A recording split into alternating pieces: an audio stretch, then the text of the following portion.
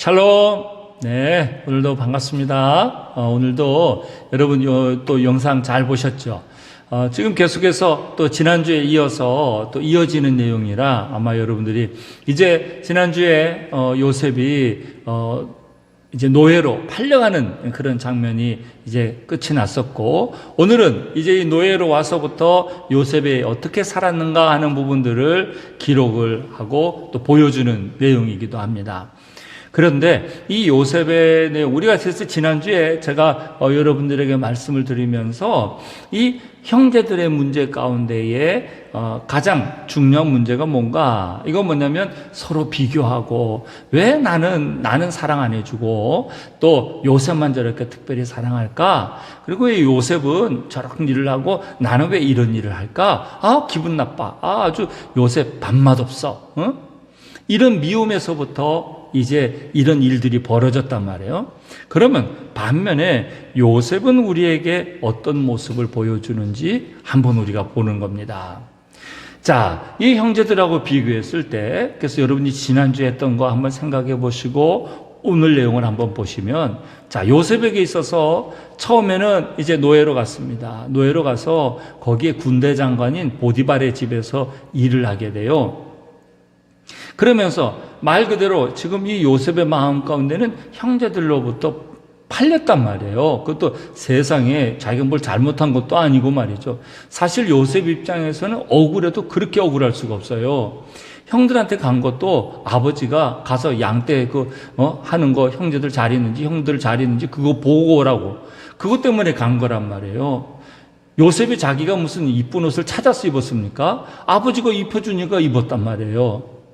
근데 요셉은 사실 요셉이 뭘 잘못했냐? 아니, 꿈도 하나님이 꾼 꿈 가지고 얘기했을 뿐이지 무슨 요셉이 자기가 뭐 꿈을 만들어낸 거예요? 그것도 아니고.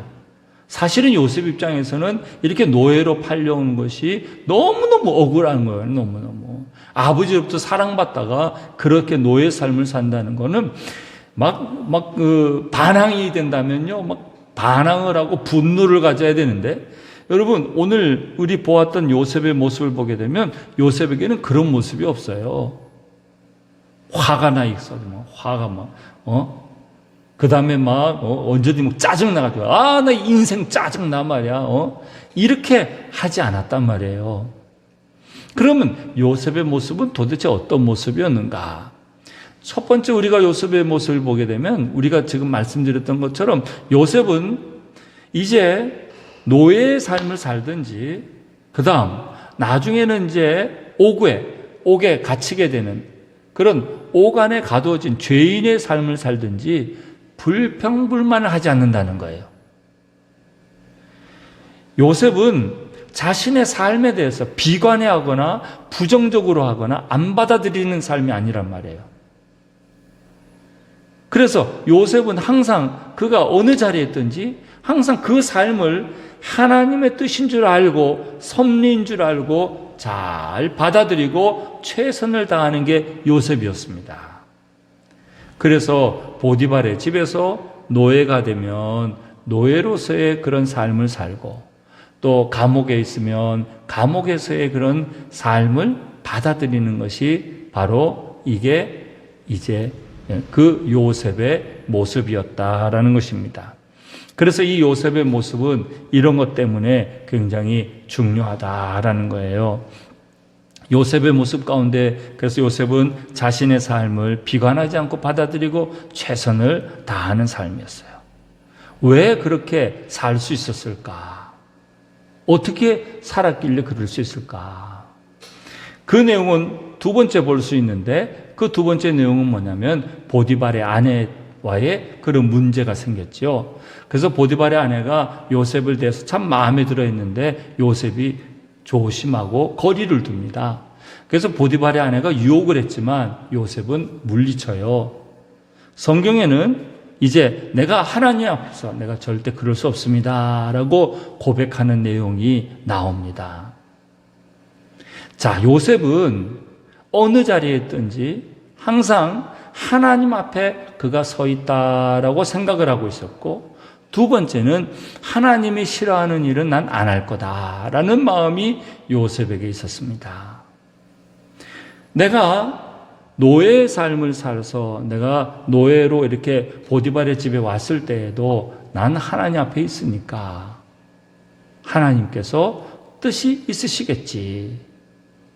그리고 내가 이렇게 불평불만을 하면 하나님이 싫어하시겠지. 요셉의 마음에는 그런 마음이 있었던 겁니다. 그래서 요셉은 보디발의 그 집에 있든지 또 감옥에 있든지 불평불만을 할 수가 없어요. 왜? 불평불만을 하나님이 싫어하는 것을 요셉은 잘 알고 있었기 때문에 그렇습니다. 그리고 늘 하나님께서 나를 지켜보실 거다라고 생각하고 있기 때문에 요셉은 걱정하지 않았던 것입니다. 그리고 또 하나님께서 늘 자신을 보고 있기 때문에 또 늘 열심히 살 수밖에 없었던 겁니다. 요셉의 마음이 가지고 있었던 게 바로 그거예요. 그래서 항상 나는 하나님 앞에 있으니까 지금의 이런 일들도 하나님이 다 내가 그대로 받아들이고 이런 환경도 그대로 받아들입니다. 불평하지 않습니다. 비교하지 않습니다. 셈하지 않습니다. 이게 요셉에 가지고 있던 특징이에요.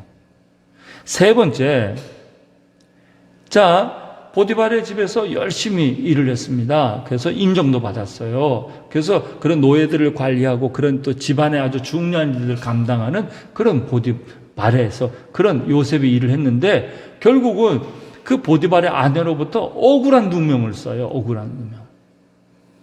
이번에도 어땠을까요? 형제들로부터 억울하게 말이죠. 붙잡혀 왔었어요.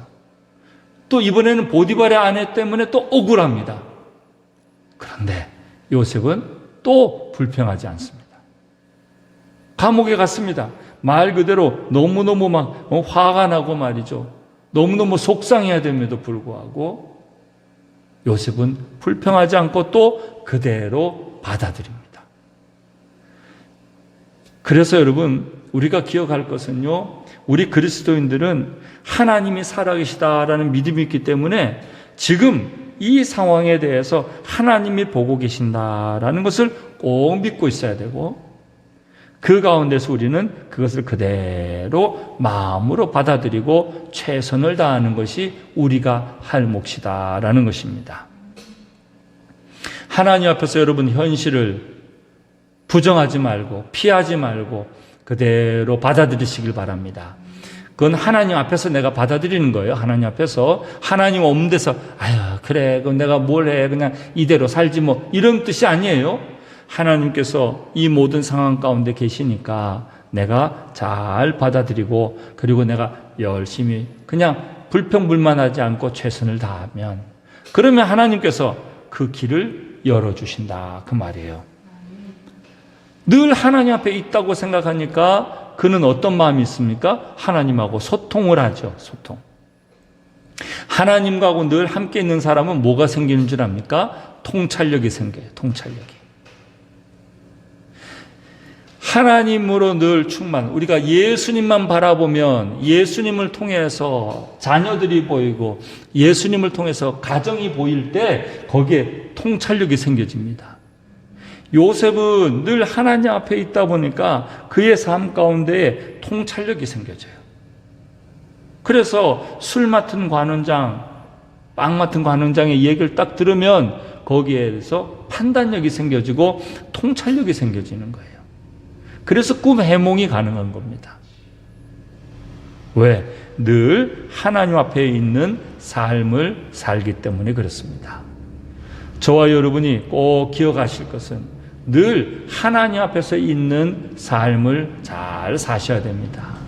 하나님 앞에서 내가 어떤 모습으로 살 것인가, 또 내가 하나님 앞에서 나에게 주어진 일들을 잘 받아들이고 그 받아들이고 최선을 다하고 그리고 하나님과 소통한 그런 모습의 삶을 사는 그런 우리가 돼야 됩니다.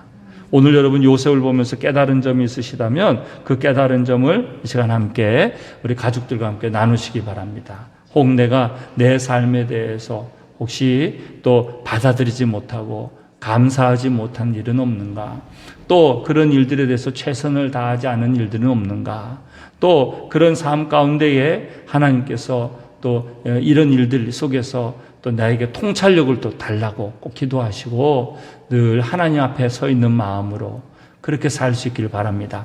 그래서 오늘 깨달은 걸 생각하시면서 가족들하고 그 제목을 한번 나눠보시기 바랍니다. 그래서 내가 좀 뭐가 필요한지, 뭘 하나님 앞에 기도해야 될지 꼭 여러분 함께 이 시간 잠깐 영상을 멈추고 기도 제목을 나누시길 바랍니다. 자, 나누세요.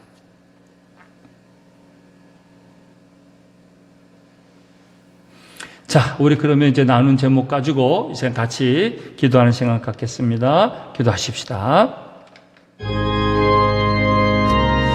아버지 하나님, 우리가 시간 함께 하기로 합니다. 주의 돌보신 가운데 함께 하시고 붙잡아 주시옵소서. 주님, 우리 믿음 안에 구하기로 합니다. 주님, 우리 믿음 가운데 가보옵니다. 성령님 역사하시고 붙잡아 주시고 돌보아 주셔서 하나님의 크신 은혜만을 붙잡는 우리 모습이 될 수 있도록 도와주시옵소서. 아버지, 우리가 온전히 주님 앞에 받았을 때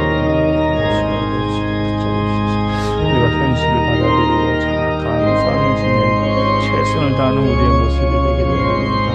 주님께서 도와주시고 역사하는 그런 삶이 될 수 있도록 도와주시고 아버지께서 바라볼 수 있는 가운데 갈 수 있도록 도와주시옵소서.